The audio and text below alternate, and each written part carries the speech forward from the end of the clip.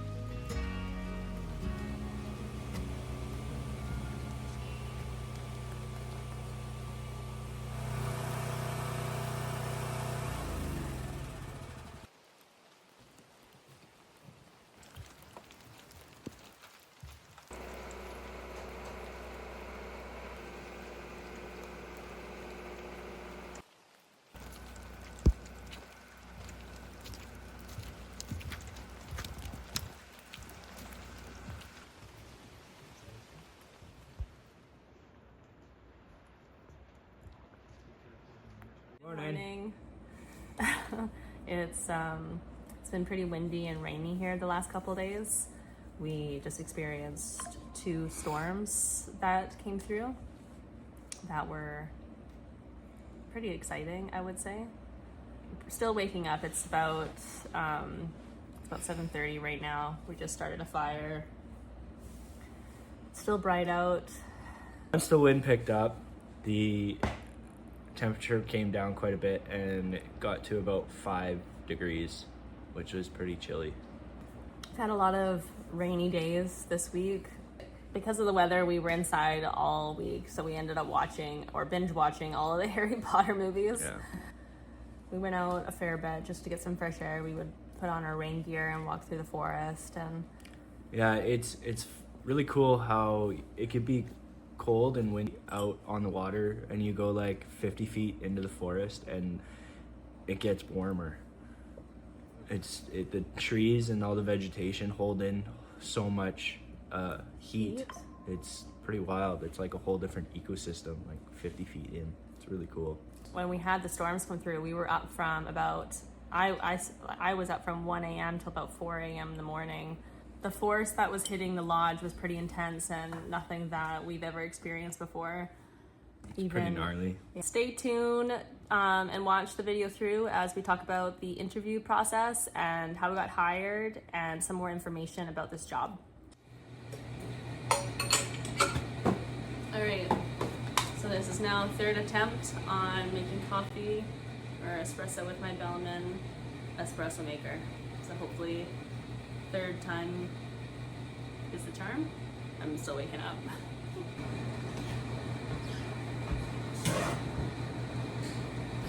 Bought this grinder off of Amazon, and it has the grind where you're supposed to grind to.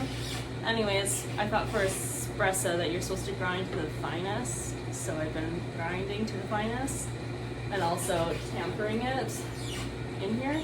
It's not working, and when I go to pull my shot, it's coming out burnt and barely anything's coming out.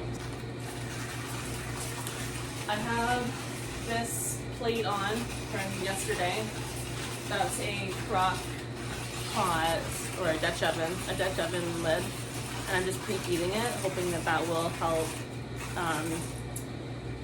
distribute the heat. Let me know if you have any tips on how I can make a better espresso coffee. As the storm was approaching, we were doing our best to prepare for it.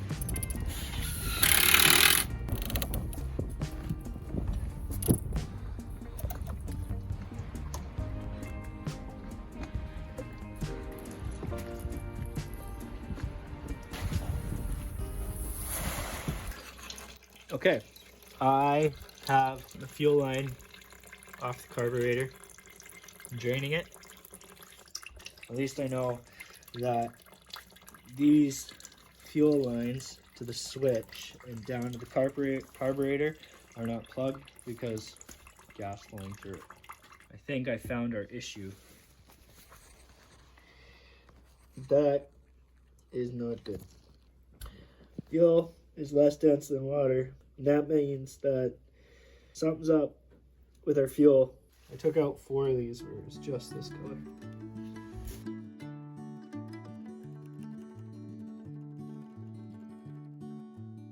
I think we have all the water out. I've drained the tank completely up here, and now what I'm doing, I'm gonna disconnect this hose and put it in here, pour fuel into the tank, and hopefully it'll run through the lines and push any and all water out of the lines, and then I'll reconnect it and then spray a little of the starter fluid into the carburetor, and hopefully that'll take any water out of the carb. After I got the generator running, the storm was quickly approaching, so we started to settle inside.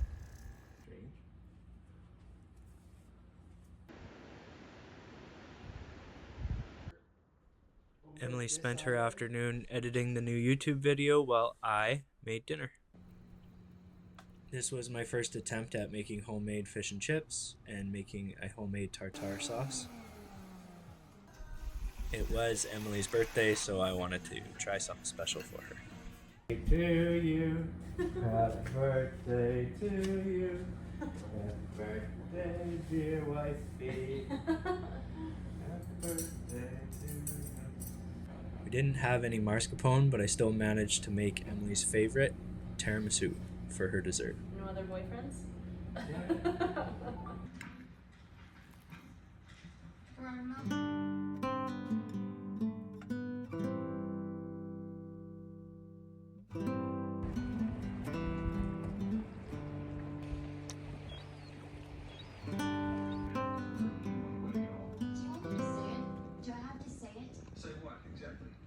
Suggested to Margaret not come.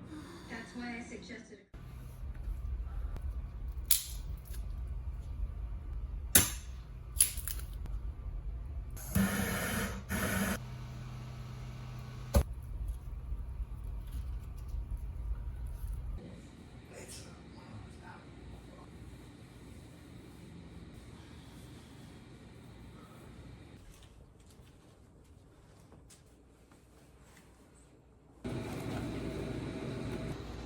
You're saying, well, this is all very sort of abstract, right? Life, real life problem. And if I'm going to give it this problem, and we go, oh. And you see how this is the same? Mine, I think. This one's yours.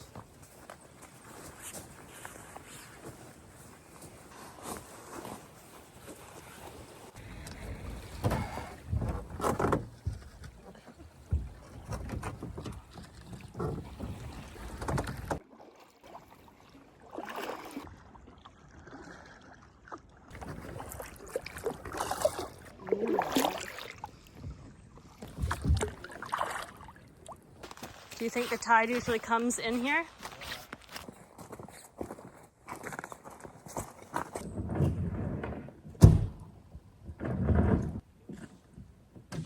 Ready? Yep. Oh, this oar's heavy.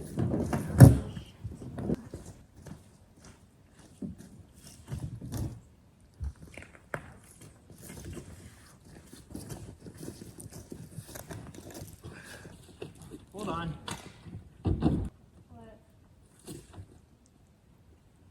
Water in here. I don't know. It's just full of water. I wonder why I can.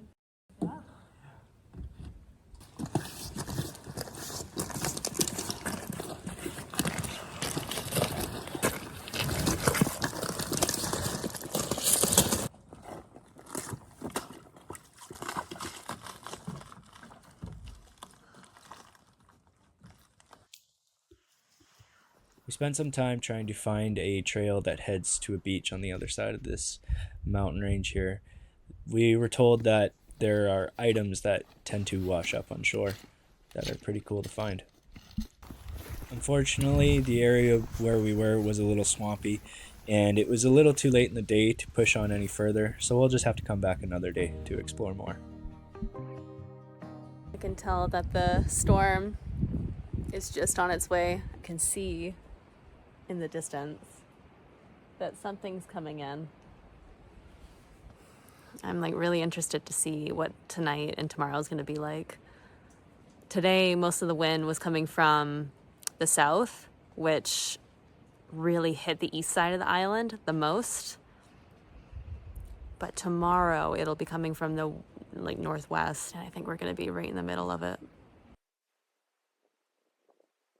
Seems to be a little wet outside, and the wind is picking up.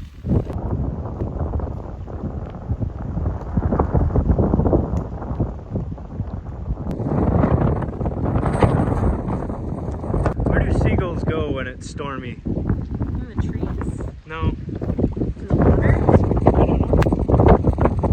I think they're still in the water. I don't see any anywhere. There were some here yesterday. Lots here yesterday.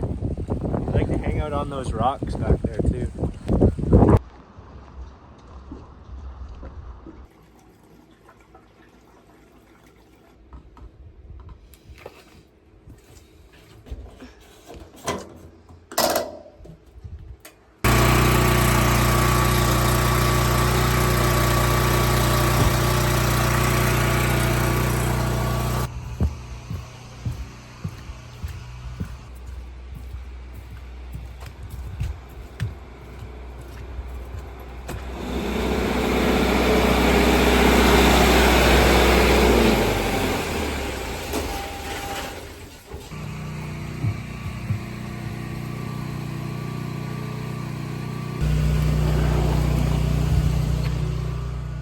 We were able to run an extension cord through this window from the portable gas generator that connects over here to these lights. We were able to have some lights on at night opposed to nothing, or just like using flashlights. Just in case we need to get downstairs if there's an issue, at least we'll have a light on. It makes me feel a little bit more comfortable until I get more comfortable.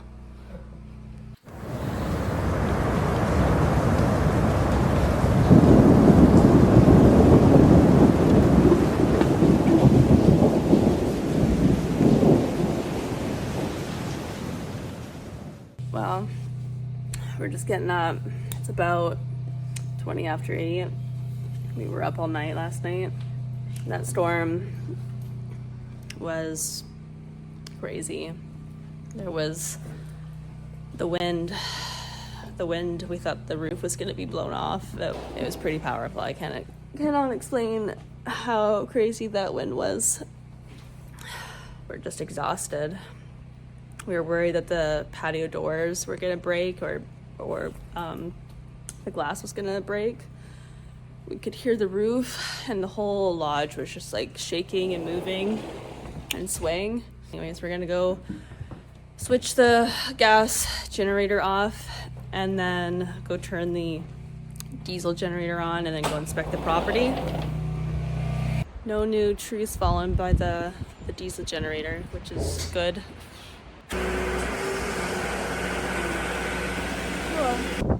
Oh no. All that work. And it looks like we just lost the ramp. Oh my god, how is it still sitting there?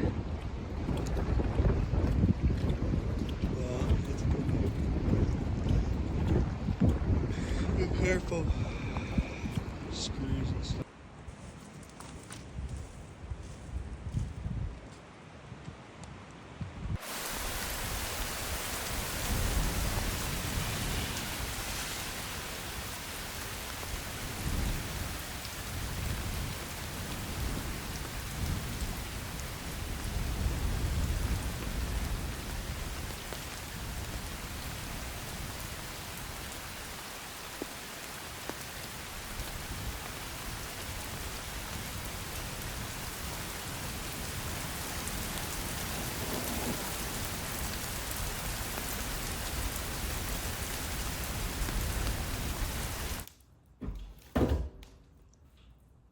So today we're going to answer a few questions that you've sent us about how we found this job. We actually found this job on Indeed.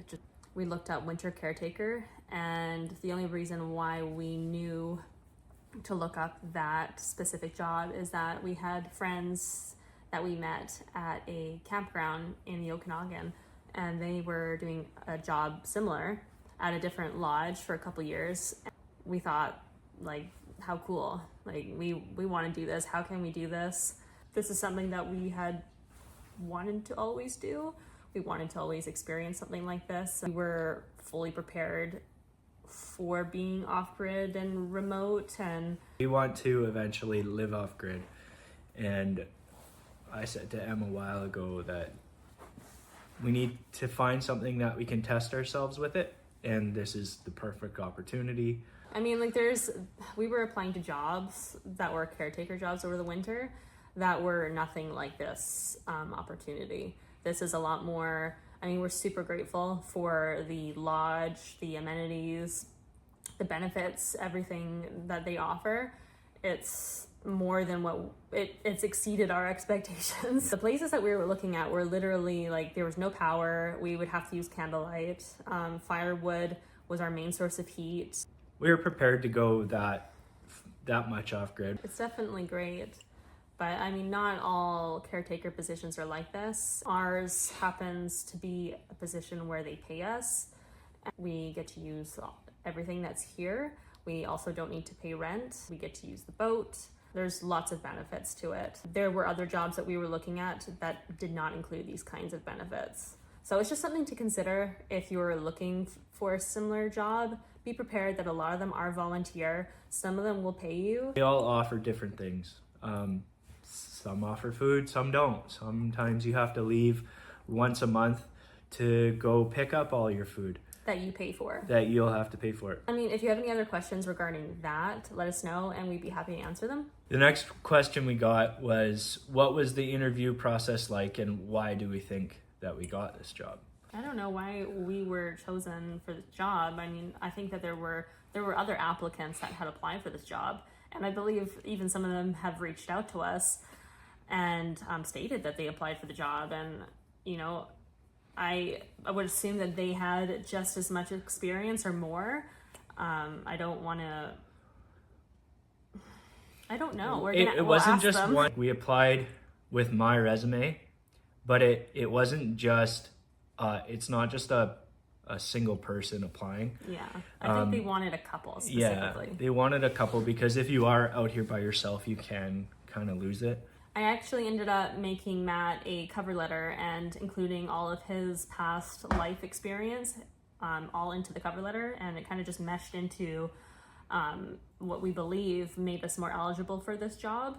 And plus we built our tiny home, our school bus.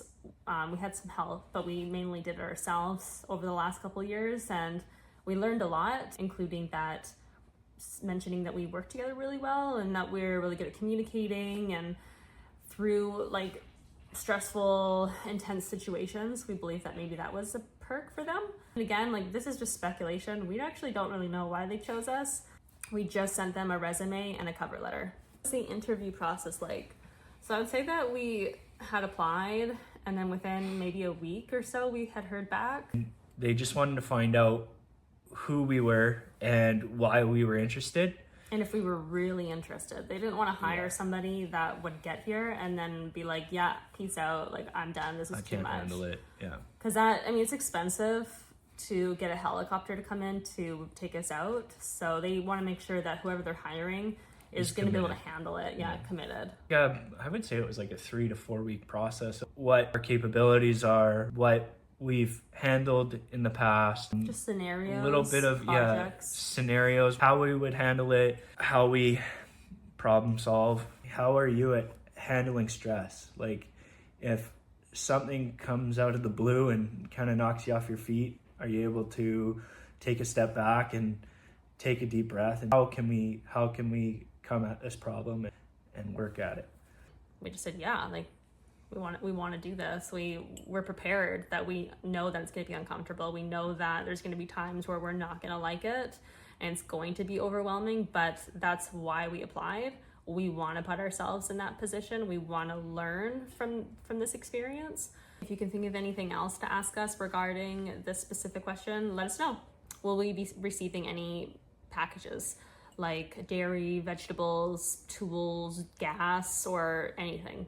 And no, we won't be receiving any packages. At the beginning of our season, they brought a big barge in and they shipped in like all the fuel, and then they brought in on helicopter all of our food. 2-week, 3-week process of bringing things in, and after that, like, we don't get anything brought in for us. The next question is, when does the winter caretaking season start, and what is the lodge used for? The lodge is used for fishing trips mainly. So a lot of corporate events, a lot of families will come out here, or group events will come out here, and there's probably about like 5 or 8 different fishing guides, and they'll take them out all day long. They'll go fishing. There's chefs here that will cook them breakfast, lunch, and dinner. Much it. They fish here. They've caught salmon, lingcod, or halibut. The only reason why people like coming to this lodge specifically is because it's so remote and it just offers a complete different experience. Their season starts in May or June, and it runs till September.